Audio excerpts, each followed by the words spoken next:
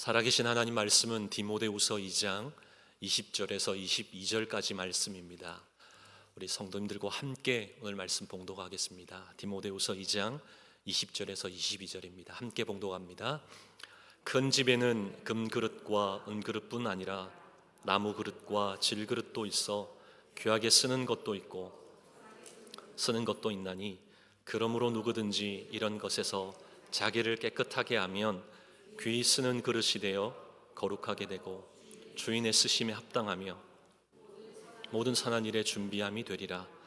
또한 너는 청년의 정욕을 피하고 주를 깨끗한 마음으로 부르는 자들과 함께 의와 믿음과 사랑과 화평을 따르라. 아멘. 살아계신 하나님 말씀입니다. 아멘. 세상에서 제일 빠른 것이 무엇이라고 생각합니까? 제 생각에는요, 세상에서 제일 빠른 것이 세월이다, 그렇게 생각합니다. 추억의 사진들을 간혹 보다 보면 훌쩍 커버린 그 자녀들 있죠. 그 자녀의 모습을 볼 때 세월이 참 빠르게 흘러가는구나, 그렇게 생각되는 거죠.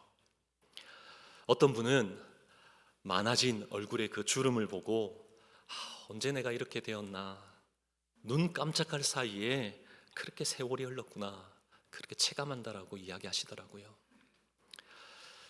저도 어느 날 거울을 보는데 깜짝 놀랐습니다. 머리가 잘 새지 않을 거라 생각했는데 거울을 보고는요, 흰머리가 있는 거 보고 얼마나 놀란지 모릅니다. 참 야속하더라고요. 여러분은 어떻습니까? 손살같이 흘러가는 것이 우리의 인생입니다. 이 짧은 인생길에 우리가 어떻게 살아야 합니까? 그냥 적당히 살다가 그렇게 갈 수는 없잖아요. 단 한 번 살아가는 이 땅의 삶이 주님께 귀하게 쓰임받다가 가장 멋지고 의미 있는 인생으로 주님 앞에 그렇게 서야 하지 않겠습니까? 어떻게 하면 그렇게 살 수 있습니까? 하나님께 귀히 쓰임받는 그런 삶을 살려면 어떻게 해야 합니까? 오늘 말씀에 세 가지로 우리에게 말씀합니다. 첫째, 하나님께 쓰임받으려면 깨끗한 그릇이어야 한다는 것이죠.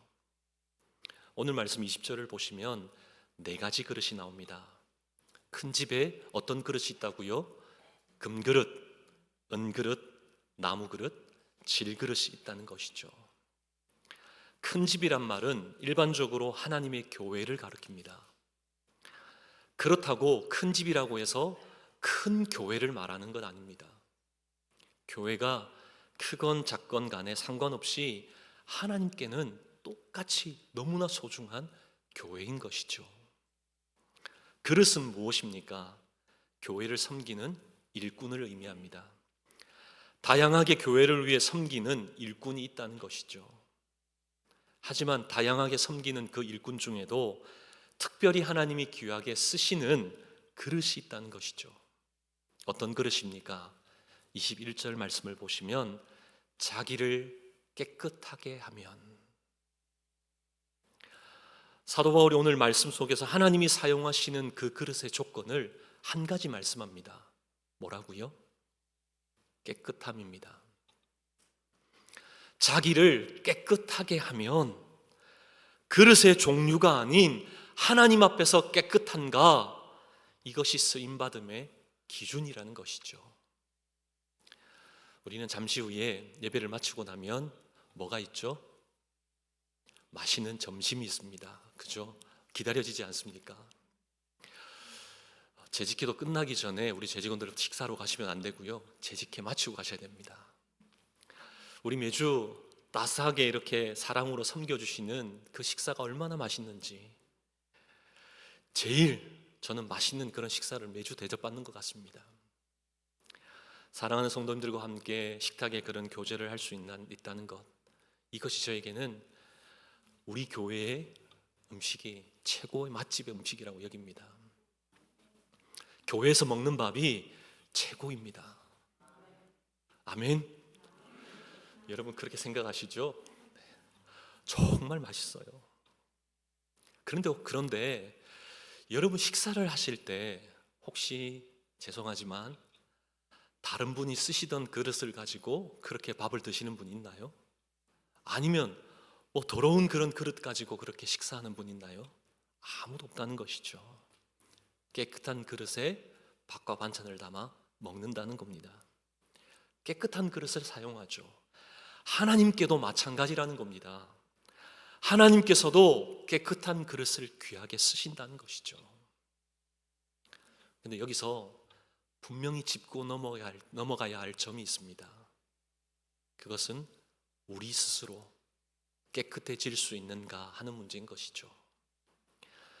안타깝게도 어느 누구도 하나님이 요구하시는 깨끗함의 조건을 충족만 시킬 만한 사람 아무도 없습니다.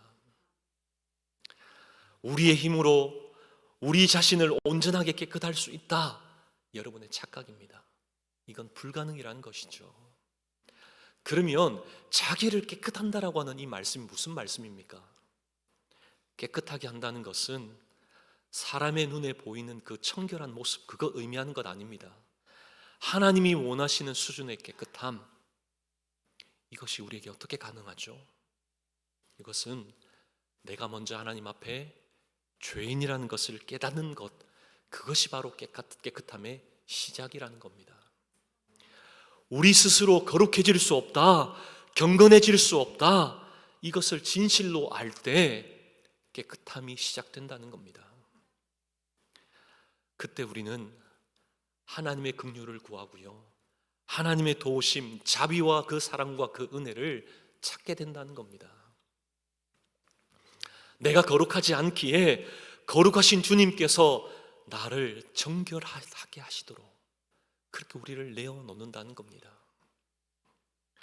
우리를 정결하게 하는 것, 우린 너무나 잘 알죠. 오직 예수 그리스도의 보혈뿐입니다. 십자가의 그 은혜 말고는 우리를 깨끗게 할 방법이 없는 것이죠. 그런데 우리는 어떻습니까?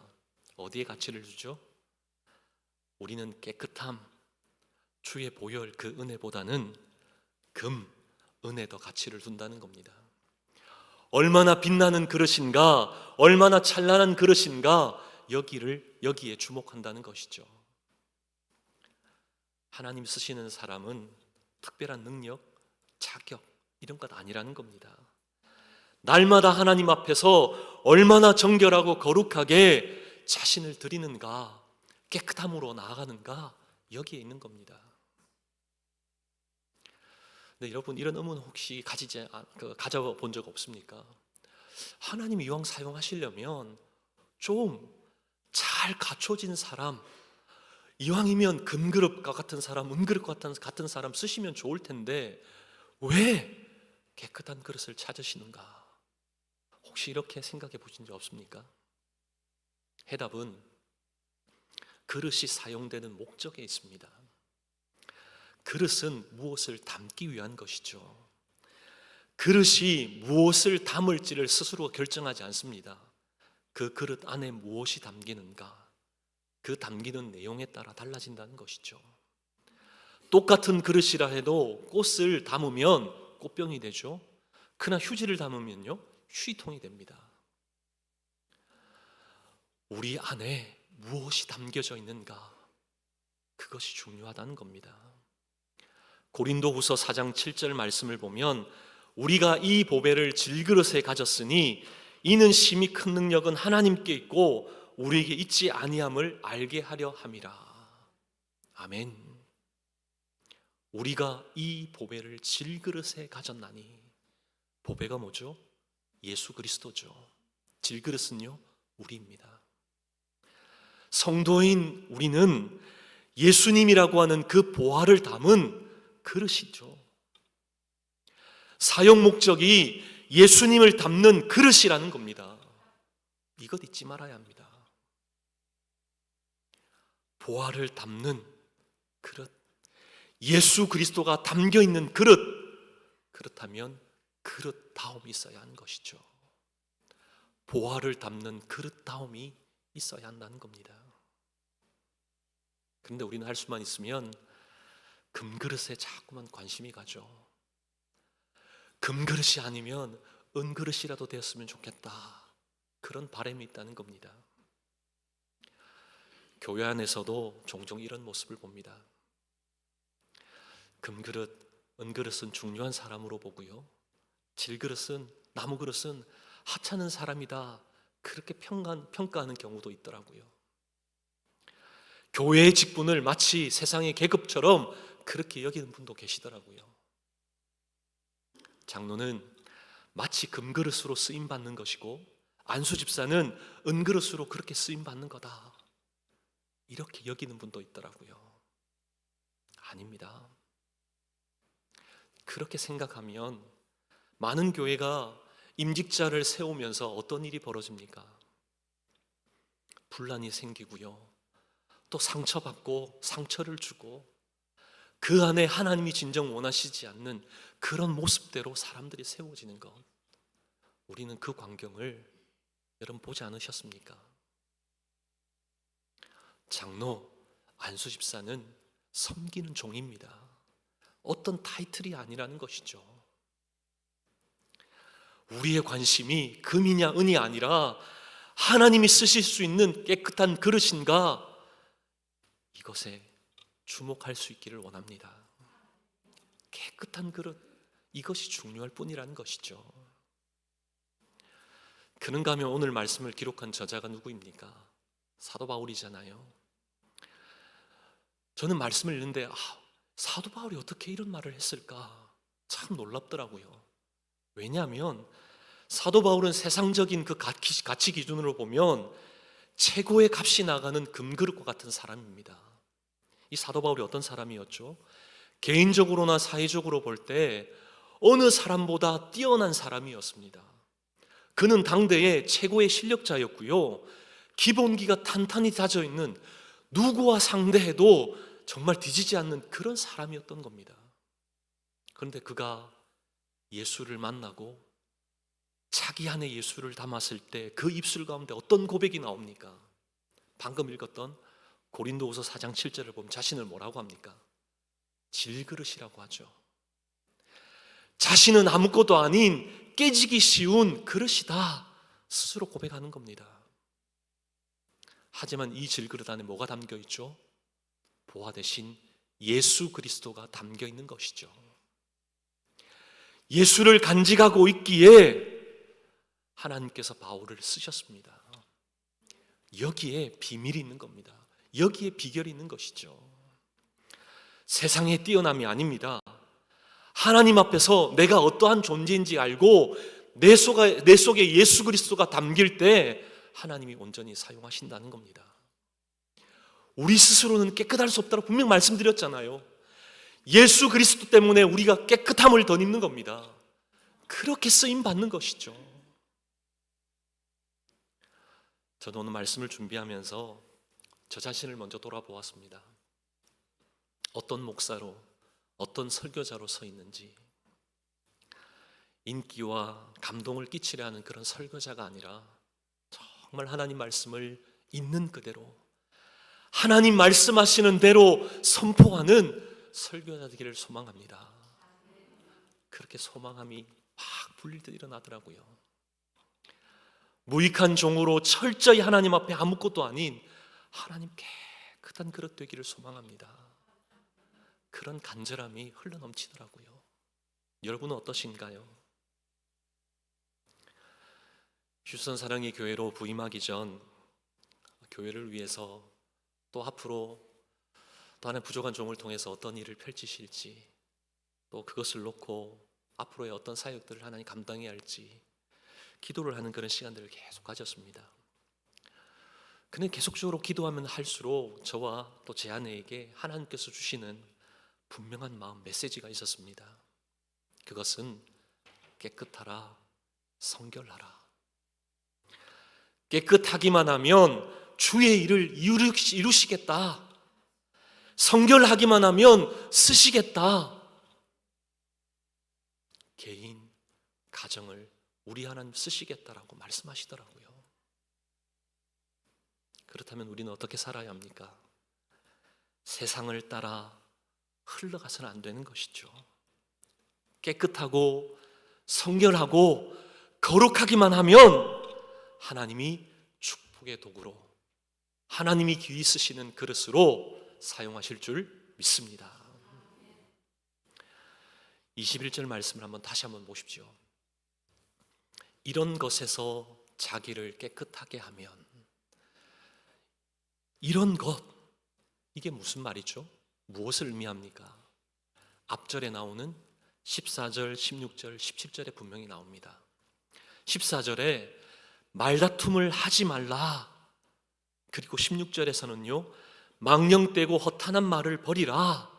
그리고 17절 뭐라고 말씀하죠? 이것이 악성 종양이 퍼져감과 같다 말씀하는 것이죠. 무슨 말씀입니까?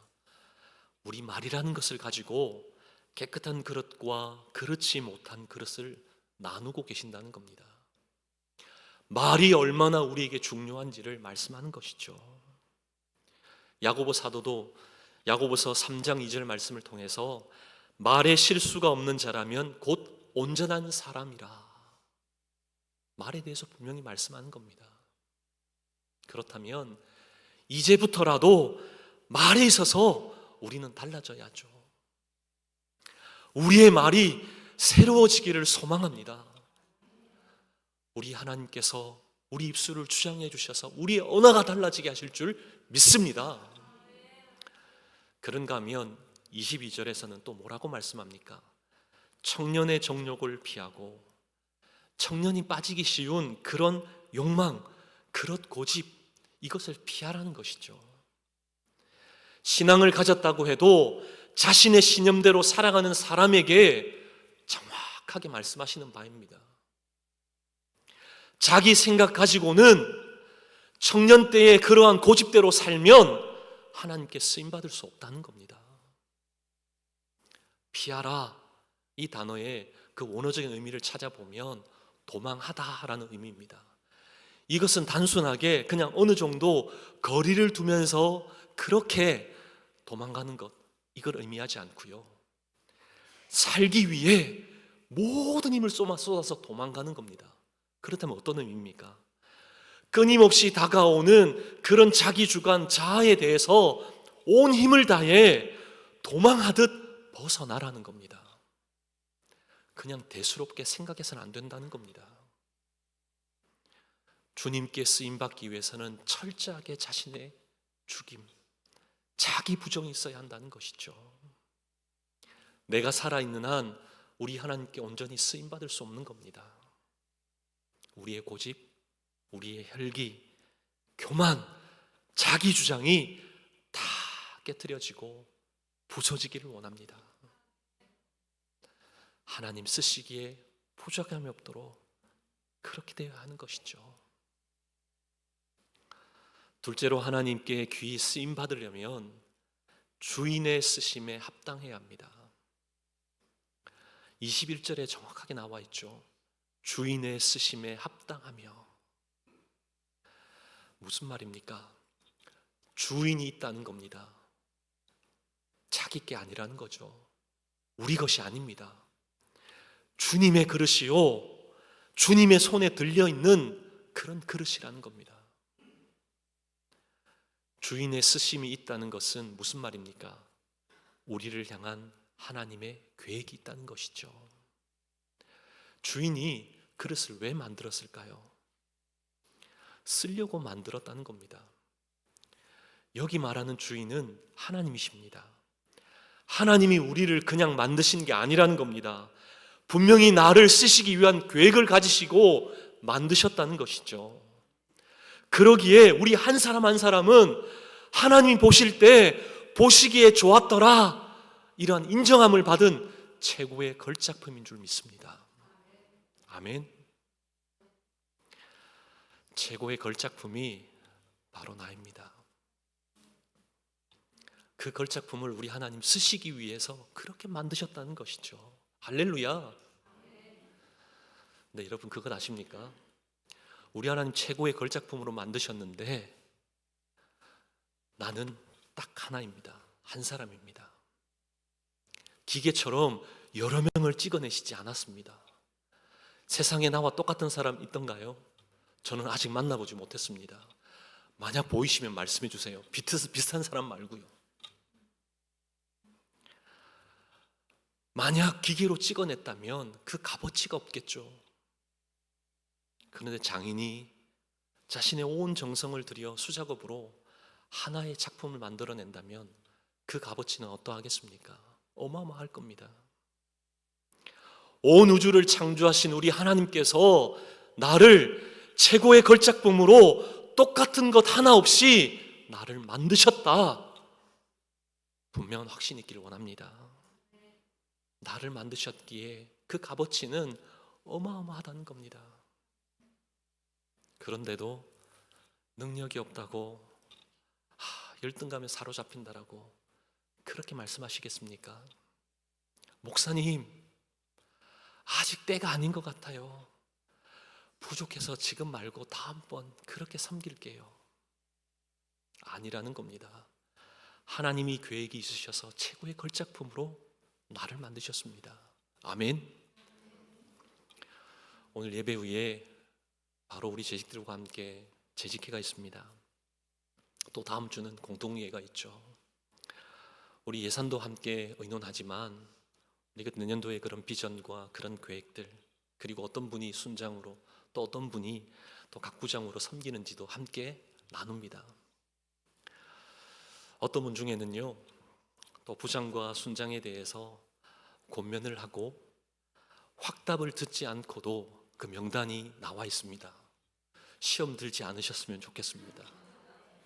왜냐하면 말씀을 준비하는데 자꾸 그런 마음 주시더라고요. 하나님이 만드신 최고의 걸작품인데, 쓰실 목적이 있는데 자꾸 이런 그 마음 주시더라고요. 그래서 믿음으로 명단을 올렸습니다. 하나님께서 쓰실 계획이 있다. 이건 믿으면 부족해도 능력 주셔서 감당하게 하실 줄 믿습니다. 우리는 하나님의 것입니다. 하나님의 백성이잖아요. 예수 그리스도의 십자가로 말미암아 구속받은 자들입니다. 하나님이 선택하시고 하나님의 소유 삼으신 한 사람 한 사람입니다. 이것 잊지 말아야 하는 것이죠. 우리는 하나님의 것, 하나님 집에 있는 그릇, 이런 분명한 자기 정체성, 자기의 명확한 인식 가지고 우리에게 주어진 삶을 살아가는 저와 여러분 되기를 간절히 소망합니다. 마지막으로 하나님께 쓰임 받으려면 준비된 사람이어야 합니다. 21절을 다시 한번 보십시오. 모든 선한 일에 준비함이 되리라. 준비된 자가 쓰임 받는다는 것이죠. 하나님은 사람을 통해서 일하십니다. 그 열정도 사용하시고요, 그의 노력도 사용하신다는 겁니다. 어떤 분 중에 이런 분이 계시더라고요.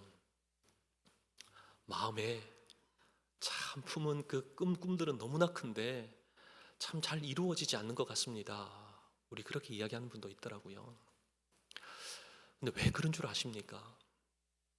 그 이유는 준비하지 않고 꿈만 꾸기 때문에 그렇다는 겁니다. 특별히 우리 학생들, 나 좀 뭐가 되고 싶니? 그러면 막 얘기하잖아요. 그런데 그 모습을 보면 어떻죠? 실컷 놉니다. 네. 학생 때는 공부해야 되는데 그러지 못한 경우를 보죠. 꿈은 큰 것, 나쁜 건 아니 좋습니다. 그러나 주어진 삶 속에 허송세월을 보내서는 안 되는 것이죠. 주어진 시간을 적당하게 보내서는 안 되는 겁니다. 1분 1초를 아껴가며 사명과 비전을 위해 끊임없이 준비해야 한다는 겁니다. 물론 금그릇 좋습니다. 은그릇도 좋죠. 그러나 더 좋은 그릇은 우리 하나님 쓰시기에 깨끗하게 준비되는 그릇인 줄 믿습니다. 성경을 읽다 보면 준비된 그릇과 그렇지 못한 그 그릇에 대해 말씀하는 것 느낍니다. 그 예로 사울왕이라는 인물과 다윗왕의 인물을 한번 비교해서 한번 생각해 볼 수가 있죠. 사울은 어떻게 왕이 되었습니까? 어느 날 제비 뽑기로 왕이 됩니다. 한순간 평범하게 살고 있었는데요, 어느 순간 제비뽑기에 뽑혀서 왕이 되었습니다. 한순간 신분이 달라졌고 생활이 달라졌습니다. 그런데 갑작스럽게 왕이 되다 보니 그 사울은 어떠했습니까? 충신을 알아보지 못하고요, 자기 주변에 편하게 말하는 사람, 아첨하는 그런 사람들이 있었다는 것이죠. 그러니 나라가 어떻게 운영되겠습니까? 나중에는 이 사울이 어떻게 합니까? 심지어는 하나님을 버리고요, 무당을 찾아가서 점까지 보는 그런 일도 벌리잖아요. 그런 사울왕의 결말은 어떠합니까? 길보아 언덕 거기에서의 전투, 블레셋과 그 싸움에 패전하죠. 자녀들과 함께 전사함으로 끝납니다. 준비하지 아니하면 이런 결과 있다는 것 우리는 보아야 하는 겁니다. 반면 다윗은 어떠합니까? 다윗은 젊어서 기름 부음 받았습니다. 그런데 그의 삶이 평탄했습니까? 고생길 열려 있었죠. 사울왕의 미움을 받으면서 어떻게 했습니까? 막 도망다녔습니다. 고생이란 고생은 끝없이 했던 것이죠. 받아주는 사람이 없어서 눈물 젖은 그런 빵도 먹기도 했죠. 그럴 때마다 다윗은 어떻게 했습니까? 철저히 하나님 앞에 엎드렸습니다. 눈물로 기도했던 것이죠. 우리는 시편을 통해서 다윗의 그 처절함들이 담겨있는 그런 시를 보잖아요. 시편에 나와 있는 그 다윗의 시가 대부분 다윗의 그런 모습들을 묘사하잖아요. 이때의 간절함, 이때의 하나님 앞에서 철저히 준비됨이 그에게 나라를 맡겼을 때 어떤 일이 펼쳐집니까? 하나님 앞에서 잘 경영하는 모습을 보이죠. 그런데 다윗도 사람인지라 실수할 때도 있었습니다. 우리아의 아내 바세바를 범하기도 했죠. 보통의 왕이라면 그냥 적당하게 울러대고 그냥 덮을 수 있을 겁니다. 그냥 한번 눈 질끔 감고 그냥 왕이기에 넘어갈 수도 있는 그런 일일 수도 있는 것이죠. 하지만 다윗은 하나님 앞에서 준비됨과 훈련됨이 있었기에 어떻게 합니까? 잠시 죄악의 길에 들어섰지만 철저하게 통회하고 자복하고 하나님 앞에 회개했죠. 돌이켰습니다. 우리에게도 준비됨이라고 하는 것은 위기의 때에 그 준비됨의 여부가 드러난다는 겁니다. 그냥 평상시 편안할 때는 잘 모르죠. 어려움이 있을 때 얼마만큼 하나님 앞에 준비됐는가 더욱더 드러난다는 겁니다. 어려운 순간, 위기의 순간 하나님이 귀히 쓰시는 준비된 저와 여러분 되기를 간절히 소망합니다. 준비되는 데 있어서 망설이지 마십시오. 그렇게 준비되면 큰일 날 거라고 그렇게 생각하지 마십시오. 준비하신 후 하나님 놀랍게 사용하실 줄 믿습니다. 제가 한국에 있을 때 도자기 공방을 한번 방문한 적이 있습니다. 도자기 만드는 것을 쭉 보았습니다. 도자기를 만드는 그 과정들을 보면서 이런 생각이 들더라고요. 삶이라는 것이 이럴 수도 있겠구나. 그런 배움의 좋은 시간이었습니다. 도자기를 만드는 그 첫 출발은 먼저 흙을 물에다 풉니다. 물에다 풀면 그 속에 있던 이물질들이 막 나오죠. 나뭇잎도 나오고요. 여러 가지 것들이 나옵니다. 그것을 이 불순물을 제거하고 난 다음 다시금 체에 걸어죠. 그러면 고운 것들만 그렇게 흘러나오겠죠. 이제 그것을 가만히 기다리면 가라앉게 됩니다. 앙금이 남죠. 이제 그것을 가지고 그늘에서 건조를 시키더라고요. 그 건조된 다 된 흙을 다시금 방망이를 가지고 막 깨더라고요. 고운 가루가 될 때까지 계속적으로 깨더라고요. 그렇게 고운 가루가 되면 이제 거기에 물을 조금 붓고 이제 발과 손으로 아니면 떡매를 가지고 그렇게 계속 반죽을 하더라고요. 밟기도 하고 치기도 하고. 그렇게 하면 할수록 흙이 더 부드러워지고 그 흙 속에는 공기가 다 빠져나간다는 겁니다. 이렇게 될 때 도자기로 쓰일 수 있는 배토가 된다는 것이죠. 이렇게 준비된 배토가 도자기 틀 위에 올려지고요, 물레라고 하잖아요. 그 위에 올려놓고 그릇을 빚어가는 것이죠. 참 놀랍지 않습니까? 잘 부서지지 않는 흙, 이물질이 있는 그 흙은 그대로 사용하지 않습니다. 그 흙으로 어떤 사람도 제대로 된 도자기 만들었다 하지 않는다는 것이죠. 하나님께 쓰임받는 사람도 마찬가지입니다. 먼저는 이물질이 없도록 우리 하나님 깨끗하게 하신다는 겁니다. 깨끗해야 쓰임받는다는 것이죠. 철저히 자기 죽임이 있어야 하는 겁니다. 내가 살아있는 한 하나님의 도구로 쓰임받을 수 없습니다. 또한 도공에게 그 쓰일 흙으로 준비되어져 있지 않으면 그릇으로 빚어질 수가 없죠. 훈련과 연단을 통해서 깨어지고 부서져 성령의 불을 통과할 때 비로소 명품 그릇, 명품 도자기가 되는 겁니다. 사랑하는 저와 여러분, 2023년 얼마 남지 않았죠. 이제 곧 있으면 우리 2024년 새해를 맞이합니다. 얼마 남지 않은 이 한 해를 잘 마무리해야 더욱 귀히 쓰임받는 새해가 될 줄 믿습니다. 이 시간을 그냥 대수롭지 않게 여기지 마십시오. 이 시간부터 하나님 앞에서 간절함 가지고 하나님께 귀히 쓰임받기 위해 먼저 깨끗하게 하옵소서. 그리고 나는 하나님의 소유입니다. 자기 존재에 대한 그런 명확한 인식, 이것 가지게 해주십시오. 철저히 하나님 앞에서 준비되어야 할 부분, 갈아엎어야 할 부분, 또 하나님 앞에서 또 여러 가지 모서리진 부분들이 다 깨져야 한다면 하나님 그렇게 깨트려져 준비되게 하옵소서. 우리 그런 마음으로, 소망함으로 이 한 해를 잘 마무리하는 저와 여러분 되기를 간절히 소망합니다. 그때 우리 하나님께서 귀하게 쓰실 줄 믿습니다. 내년 한 해도 하나님이 귀히 사용하시는 그릇 될 줄로 믿습니다.